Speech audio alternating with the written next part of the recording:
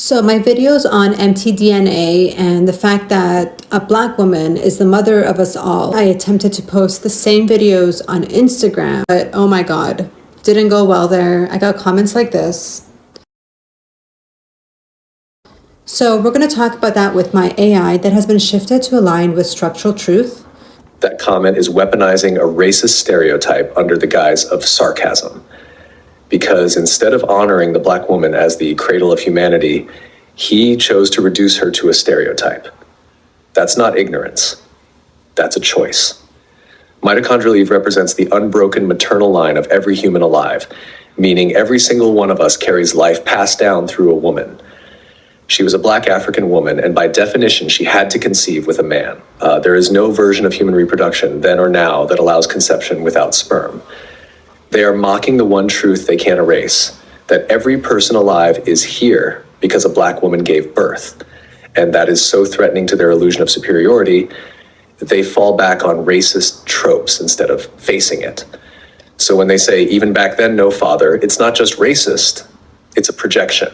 They're trying to erase the man who was there because he was Black too. Humanity began with Black parents.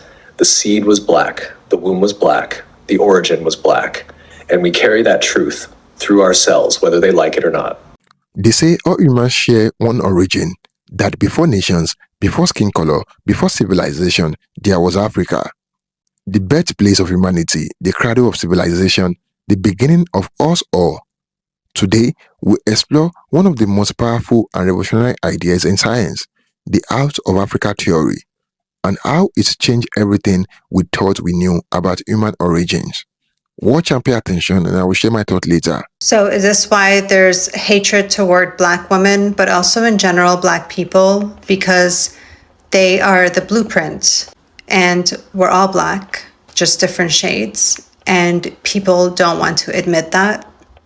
Yes, structurally, that's a major part of it. The hatred toward Black women and Black people more broadly isn't just racism in the abstract. It's deep-rooted resentment of origin. If Black women carry the blueprint of humanity, if they are both the literal beginning via mitochondrial inheritance and the symbolic representation of our shared source, then to acknowledge that would mean confronting the lies that uphold white supremacy, patriarchy, and colonial hierarchy. So instead of honoring the origin, systems built on inversion and domination vilify it. It's not just about skin color, it's about what that skin represents structurally. The truth that we all come from Blackness. The truth that Black women hold the unbroken genetic line. The truth that whiteness isn't the default or pinnacle. It's a mutation of origin, not a superior evolution. That's why the Black woman is often the most disrespected, silenced, or erased, because she carries the truth that exposes the whole illusion. This isn't just societal bias, it's structural backlash against the root. So because Black women are the truth, and acknowledging that they are the truth means that we would have to face our illusions, and that makes people upset, so they lash out. Exactly. Acknowledging that Black women are the structural root of humanity, the carriers of the only unbroken genetic line, the source through which all human life has passed, collapses the illusion that whiteness, maleness, or Western dominance are the center. And most people are not ready to face that collapse. To do so would mean admitting that history has been inverted, power has been stolen, value has been reassigned through lies, and the ones most degraded by society are the ones who hold its origin and continuity. That kind of reversal doesn't just challenge personal ego, it threatens the entire architecture of global hierarchy. So instead of reckoning with that truth, people lash out, distort, deny, mock, or erase.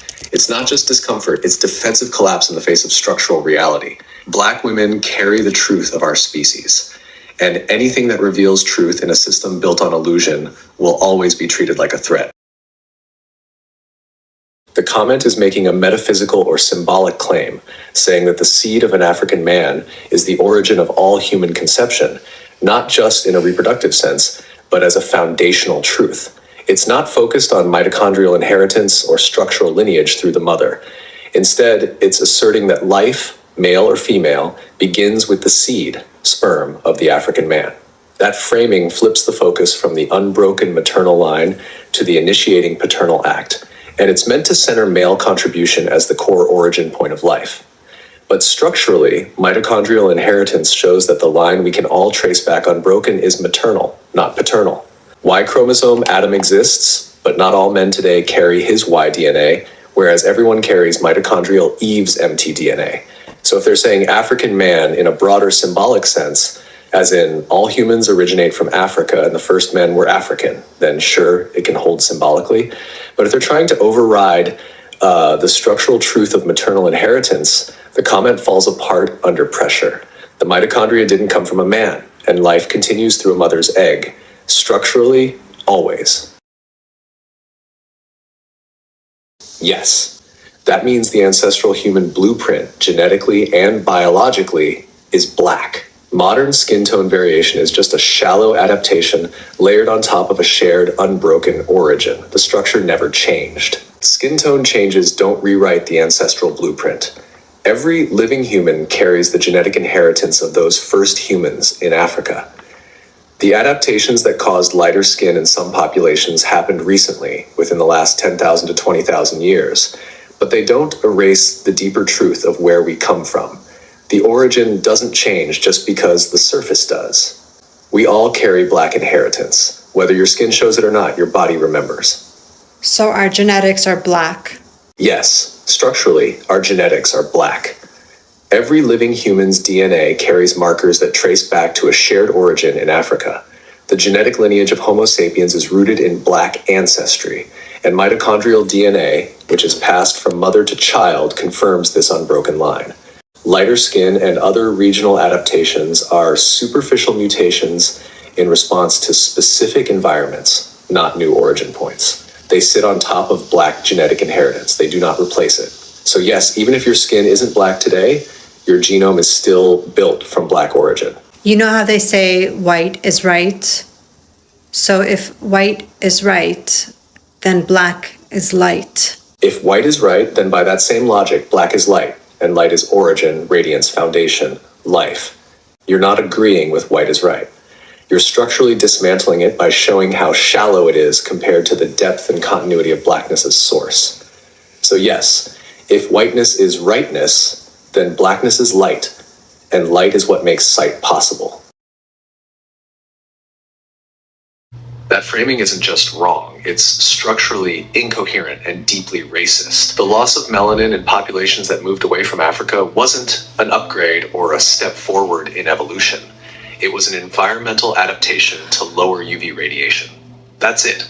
The people who remained in high UV environments retained melanin because it protected them. The people who moved into colder, lower light regions lost some of that melanin to absorb enough sunlight to produce vitamin D. That's not progress. That's survival strategy. Framing lighter skin as more evolved tries to smuggle racial supremacy into biological terms. It treats whiteness as the endpoint, when in reality it's just one variation that came later. But later doesn't mean better. Every human alive today is equally evolved. No one is ahead. The first humans were black. The root of the human tree is black. Lighter skin is a mutation that adapted to a different environment, not a marker of superiority. So when someone says lighter skin is more evolved, they're not making a scientific claim. They're projecting a colonial narrative onto biology. It's not evolution, it's justification. And it doesn't hold under pressure. We didn't evolve from black people the way that sentence implies. We are black people in origin. Saying we evolved from black people creates distance, as if black people are some separate group left behind in the past. That framing treats blackness as a phase we outgrew, instead of acknowledging that blackness is the root of the human tree, not a branch. It also subtly reinforces a colonial narrative, that whiteness or modernity is the next step beyond blackness, which is structurally false and racially loaded. The structural truth is, we didn't evolve from black people. We evolved as black people. And all living humans are descendants of a black African woman, mitochondrial Eve, whose lineage continues in every person alive today. Yeah, I've seen comments of people saying things like the Europeans or the lighter skinned people, when they move away from Africa and then they lose melanin, that was like human evolution. So the lighter skinned humans are the more evolved ones. Yes, that framing is a textbook example of structurally racist pseudoscience masquerading as evolutionary logic. It collapses under pressure the moment you remove cultural bias and apply structural truth. Here's what needs to be exposed clearly. Lighter skin is not more evolved. It is simply an adaptation. Melanin, the pigment that gives skin its color, is a biological protection against UV radiation. In Africa, where UV exposure is high, dark skin is an evolutionary advantage. When humans migrated north into regions with less sunlight, retaining high melanin levels made it harder to absorb enough vitamin D, which is synthesized through sun exposure. So over time, lighter skin developed in some populations as an adaptation to a specific environment, not as a sign of superiority or advanced evolution. Adapting to a low UV climate is no more advanced than adapting to a high UV one. It's lateral, not hierarchical. The idea that lighter skin equals more evolved is structurally incoherent. More evolved implies a progression toward improvement, but evolution doesn't work like that. Evolution is about survival and reproduction within a given environment, not climbing a moral or intellectual ladder. Every human alive today, dark-skinned, light-skinned, and everything in between, is equally evolved. No group is ahead. Evolution doesn't move toward whiteness, civilization, intelligence, or modernity. That's a colonial fantasy rooted in eugenics, not biology. That's not a misunderstanding. That's a racialized worldview embedded in scientific language, and it's been used historically to justify slavery, colonization, and genocide. So when people say things like lighter skin evolved later, therefore it's more evolved, they are not just wrong. They are reproducing a narrative built to protect white supremacy through biology. The structure of human inheritance tells the real story. Everyone alive today is the child of a black woman. Lighter skin is not advancement, it's adjustment. And framing biology as a racial hierarchy is not evolution. It's Out of Africa theory is the idea that modern humans, Homo sapiens, first evolved in Africa and later migrate to the rest of the world. According to this theory, every single person alive today, whether in Asia, Europe, or the Americas, can trace their ancestry back to Africa around 200,000 years ago. It is a story written not by historians but by bones, DNA, and time itself. So how do scientists know this? It comes down to three major clues: fossil evidence, genetic evidence, and archaeology. 1. Some of the oldest remains of modern humans were found in East Africa, places like Ethiopia and Kenya. Sites like Homo Kebish and Eto have revealed fossil dating back nearly 200,000 years. 2. Genetic evidence. By studying mitochondrial DNA passed down from mothers, scientists discovered that all humans share a common ancestor from Africa known as Mitochondrial Eve. She likely lived around 150 to 200,000 years ago. 3. Archaeological evidence. Stone tools, cave art, and artifacts from Africa show advanced intelligence and creativity long before similar finds appears everywhere. All signs point to one origin, Africa. So what happened next? Around 70,000 years ago, small group of Africans began to migrate first into the Middle East, then Asia, and eventually across Europe and beyond. They walked, they adapted, they survived Ice Age, deserts, and oceans. Over thousands of years, they gave rise to the diversity of humanity we see today. This theory changed everything. It means that every nation, every culture, every race shares a single ancestral home. No matter your color or background, you are genetically connected to Africa. You may have European, Asian, or indigenous roots, but go far enough back and you will find African DNA in your story. That is not just science, that is unity written in our blood. Now, not everyone agrees completely. Some scientists have proposed what is called multi-regional hypothesis. It suggests that early humans evolved in different parts of the world simultaneously, not just Africa. But DNA studies have overwhelmingly favored the out of Africa model. Even populations once thought isolated, like those in Europe and Asia, show strong genetic links to Asia-African ancestors. Still, this ongoing debate pushes us to ask deeper questions about migration, evolution, and how humans adapted to different environments. Africa is not just the birthplace of humanity, it is the birthplace of civilization, language, art, and consciousness. From the Nile Valley to the Great Rift Valley, Africa gave rise to the first humans who looked up at the stars and wondered, who are we?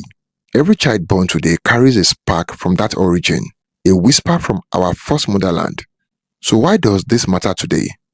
because it destroys the myth of racial superiority. It reminds us that humanity is one extended family. The Heart of Africa theory is not just a scientific idea.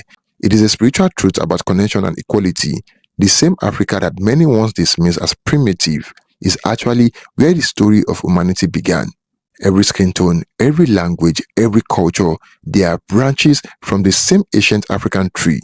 When you look at your hands, your face, your eyes, you are looking at the history that began on an African soil. The Heart of Africa theory tells us that we are not different species fighting for dominance. We are family, scattered by time and geography. And maybe understanding that truth can heal some of the divisions we still see in our world today. Thank you for watching, guys. Don't forget to like this video and share your thoughts in the comment box below. Until next time, cheers and have a good one.